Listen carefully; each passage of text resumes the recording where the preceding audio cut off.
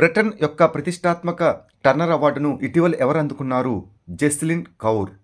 నాగాలాండ్ ప్రతి సంవత్సరం ఏ గ్రామంలో హార్న్బిల్ పండుగను నిర్వహిస్తుంది? కిసామా. భారతదేశంలో గూగుల్ సేఫ్టీ ఇంజనీరింగ్ సెంటర్ను గూగుల్ ఎక్కడ ఏర్పాటు చేస్తున్నది? Hyderabad.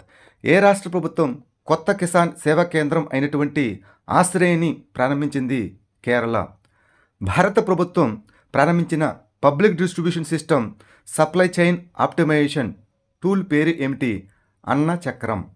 All India home price ఇండెక్స్ని ఏ సంస్థ విడుదల చేసింది? Reserve bank of India. Business for land ఇనిషియేటివ్ని ఇటీవల ఏ సంస్థ ప్రారంభించింది? United Nations Convention to Combat Desertification. ప్రపంచంలో మొట్టమొదటి సెల్ఫ్ డ్రైవింగ్ ఉపగ్రహాలను ప్రయోగించిన దేశం ఏది?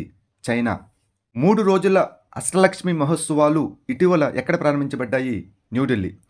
పురుషుల జూనియర్ హాకీ ఆసియా కప్ 2024 టైటిల్ను ఏ దేశం గెలుచుకుంది? భారతదేశం. ఉమ్మడి కమిషన్ను ఏర్పాటు చేయడానికి భారతదేశం ఏ దేశంతో అవగాహన ఒప్పందంపై సంతకం చేసింది? కువైట్. ఇందిరమ్మ ఆవాస్ యోజన ఫేజ్ 1ని ఏ రాష్ట్ర ప్రభుత్వం ప్రారంభించింది?